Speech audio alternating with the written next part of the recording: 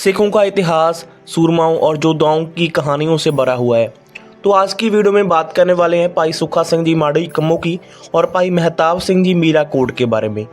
इन दोनों सिख योद्धाओं ने दरबार साहब की बेअदबी भी करने वाले मस्सा रंगड़ का सिर काटकर उससे बदला लिया था। तो वीडियो को शुरू करने से पहले कहना चाहता हूँ कि अगर पहली बार चैनल पर आए हैं तो चैनल को सब्सक्राइब कर सकते हैं, क्योंकि हर एक वीडियो में आपको सिख कौम का ही इतिहास देखने को मिलेगा। ये बात होगी 9 मार्च 1739 ईस्वी की, जब नादिर शाह दिल्ली पर हमला करता है। लगभग 3 महीने तक वहां पर वो लूट करता है। 25 मई 1739 ईस्वी को सोने के गड्ढे भरकर हीरे चांदी जवाहरात और लड़कियों को अगवा कर वो अपने साथ ले जा रहा होता है। चना दरिया के पास अखनूर नगर के इलाके के पास सिख सेना उसको घेर लेती है। नादिर शाह, जिसकी सेना ने दिल्ली हुकूमत को हिलाकर रख दिया था, जंगलों में से निकले हुए गिनती के सिखों ने उसकी सेना को वक्त डाल दिया। लूटे हुए धन का काफ़ी हिस्सा सिखों ने उनसे छीन लिया। अगवा की हुई लड़कियों को छुड़ाकर उनके घर तक पहुंचा दिया गया। नादिर शाह को गुस्सा भी बहुत आया, पर वो हैरान भी काफ़ी हुआ कि ये लोग कौन हैं। जब नादिर शाह की मुलाकात लाहौर के फौजदार जकरिया खान से होती है, तब नादिर शाह जकरिया खान से यही सवाल पूछता कि ये लोग कौन हैं। तो जकरिया खान उसको बताता है कि ये सिख हैं, ये जंगलों में रहते हैं, पत्ते झाड़ियाँ खाकर अपना गुजारा कर लेते हैं। घोड़ों की काठियों पर इनको रात गुजारनी मंजूर है, पर ये अपनी जमीर के साथ समझौता नहीं करते।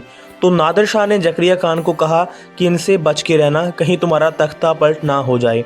हुक्मरानों ने सिखों पर काफ़ी जुल्म किए थे और सिख की जो गिनती थी सिख लोगों की वो काफ़ी कम रह गई थी, और जो सिख बचे हुए थे वो जंगलों में रहकर अपना जो जीवन है वो बिता रहे थे। पर नादिर शाह की बात जकरिया खान को सुई की तरह चुभी और उसने ऐलान कर दिया गया कि जो सिखों के खून है वो माफ़ कर दिए जाएंगे। सिखों की अगर कोई लूट करता है तो उसकी भी पूरी छूट है। अगर कोई लूट करता है, सिखों का कोई कत्ल करता है, उस पर कोई भी मुकदमा नहीं चलाया जाएगा। ये जो ऐलान है वो जकरिया खान की तरफ से कर दिए जाते हैं। साथ ही साथ ये ऐलान भी किया जाता है कि अगर आप सिखों को मार नहीं सकते तो उनका पता हुकूमत को बताओ, इसके बदले आपको इनाम दिया जाएगा।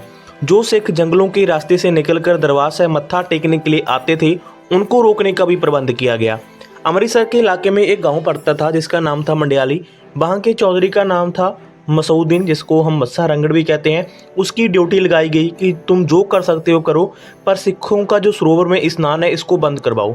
वो भी काफ़ी जालिम और पापी व्यक्ति था। उसने सरोवर को मिट्टी, लिद और हड्डियों से भर दिया और वहाँ पर केवल दरबार साहब की जो इमारत थी वही बची थी। उसने बेशर्मी की सभी हदों को पार करते हुए दरबार साहब में पलंग रखा और पलंग रखकर उस पर बैठने लगा। इस बात का पता सिखों को काफ़ी टाइम के बाद लगा। पर एक दिन एक गुरु प्यारा सिख जिनका नाम था भाई बलाका सिंह, वो गुरु चरणों के दर्शन करने के लिए दरबार साहब जाते हैं। दरबार साहब की दशा देखकर उनका दिल वापस घर जाने के लिए नहीं किया। कई हफ्तों तक वो भटकते रहते हैं, सिंहों को ढूंढते रहते हैं, और एक दिन उनको बीकानेर की धरती पर जंगलों और टिब्बियों में रहते हुए सिंहों का एक जत्था मिल जाता है। तो उन सिंहों ने बुलाका सिंह जी से जल पानी पूछा, पर जितना चिर वो अपना दुखड़ा उनको बता नहीं देते तब तक वो कैसे कुछ खा पी सकते थे। उन दिनों में जो सिंह वहाँ पर जंगलों में रहते थे वो अपने घर बार, जमीनों और परिवारों के बारे में नहीं पूछा करते थे। वो सबसे पहले यही पूछा करते थे कि गुरुद्वारों और गुरुधामों का क्या हाल है। तो उन सिंहों ने भी भाई बलाका सिंह से यही पूछा। भाई बलाका सिंह की आंखों में आंसू आ जाते हैं और सभी सिंहों के जो हृदय हैं वो बुलंदरे जाते हैं। वो सभी बेचैन हो जाते हैं। वो उनसे पूछते हैं कि क्या बात है। तो बलाका सिंह जी कहते हैं कि जो बात अभी मैं आपको बताने वाला हूँ, जो हाल मैं गुरु धामों का, गुरुद्वारा साहब का, दरबार साहब का आपको बताने वाला हूँ, तो बड़ा जिगरा कर आपने इसको सुनना है।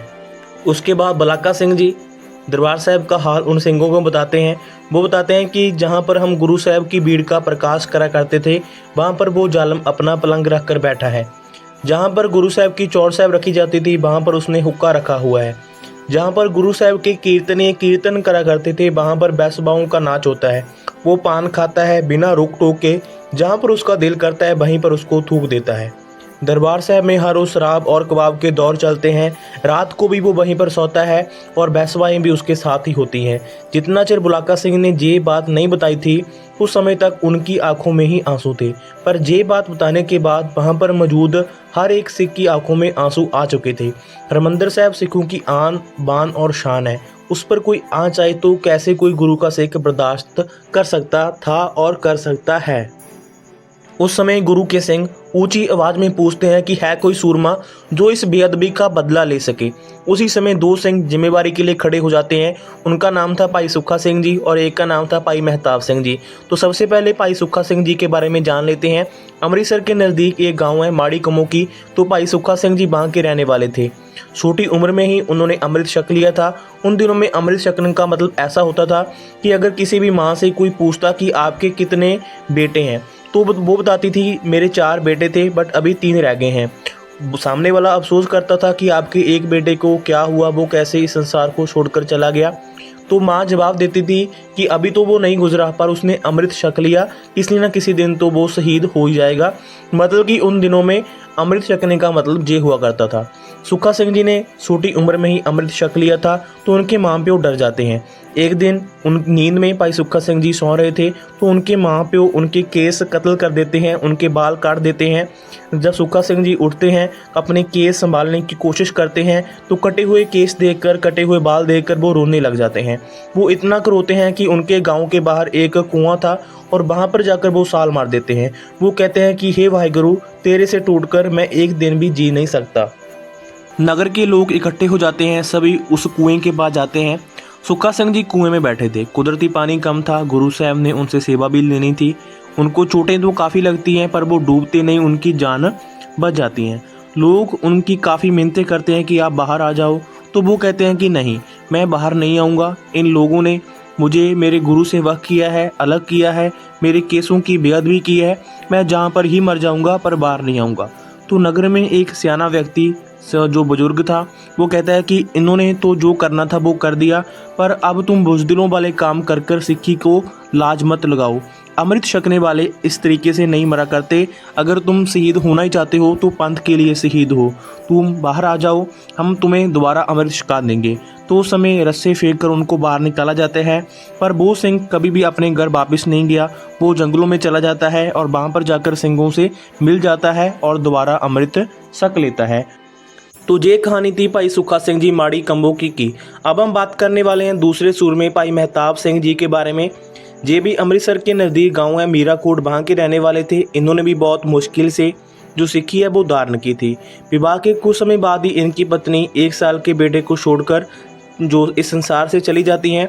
और एक दिन मेहताब सिंह जी अमृत छक कर आते हैं और अपने बेटे के साथ एक ही चारपाई पर पड़े हुए हैं, पर उनको नींद नहीं आ रही। कभी वो अपने बेटे की तरफ देखते हैं, कभी वो अपनी कृपान की तरफ देखते हैं।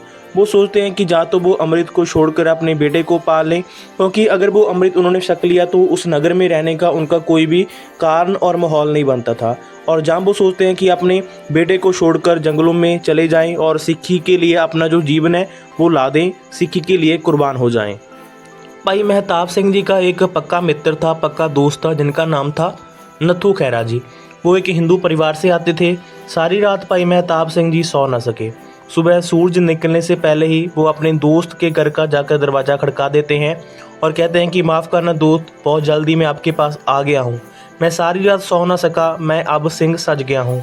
अब मुझे जंगलों में जाना होगा, इस नगर में अब मैं रह नहीं सकता क्योंकि कोई कारण ही नहीं बनता। मेरी घरवाली इस संसार को छोड़कर चली गई है। क्या तुम मेरे बेटे को संभाल सकते हो? तो नथु खैरा जी मेहताब सिंह जी को गल से ला लेते हैं। नथु खैरा जी कहते हैं कि क्या हुआ कि अगर मैं एक हिंदू हूँ, मैं तुम्हारे बेटे का ख्याल अपने बेटे से भी ज़्यादा रखूँगा। मेहताब सिंह जी अपने सौरे बेटे राय सिंह को नथु खैरा की झोली में डाल देते हैं और कहते हैं कि तुम मुझसे वादा करो कि तुम मेरे बेटे के केस कत्ल नहीं होने दोगे। उसके बाद भाई मेहताब सिंह जी जाकर जंगलों में सिंहों के साथ जाकर रल जाते हैं। इसके बाद नथु खैरा जी ने किस तरीके से अपने परिवार को बार कर राय सिंह जी की जान बचाई, ये भी काफ़ी एक बड़मुल्ला इतिहास है। इसी कुल में से रतन सिंह बंगू ने जन्म लिया, यानी कि राय सिंह के घर में ही आगे चलकर रतन सिंह बंगू ने जन्म लिया, जिन्होंने सिख पंथ की महान रचनाओं में से एक प्राचीन पंथ प्रकाश लिखा है। और कुछ पीढ़ियों आगे चलकर इसे कुल में जनरल सुबेग सिंह जी ने भी जन्म लिया, जिन्होंने बड़ा जो तीसरा घल्लूकरा हुआ था जब इंदिरा गांधी ने दरबार साहब पर हमला किया था। उस समय जो खाड़कू सिंह थे, जो सिंह थे दरबार साहब में, उनको ट्रेनिंग दी थी और जो भारतीय सेना थी उनका काफ़ी बड़ा नुकसान किया था। आप जनरल सुबेग सिंह को जानते ही होंगे। और नथु खैरा जी की बदौलत ही, उनके सदका ही इस कुल की 2 महान शख्सियतों ने सिख कौम का नाम रोशन किया है। तो अब कहानी में वापस आते हैं। 11 अगस्त 1740 को ये दोनों सूरमे गुरु साहब के आगे अरदास करने के बाद बीकानेर की धरती से चल पड़ते हैं और ये दोनों अमृतसर के आसपास के ही रहने वाले थे, इसलिए इनको जो गलियों और रास्तों के बारे में अच्छे तरीके से जानकारी थी।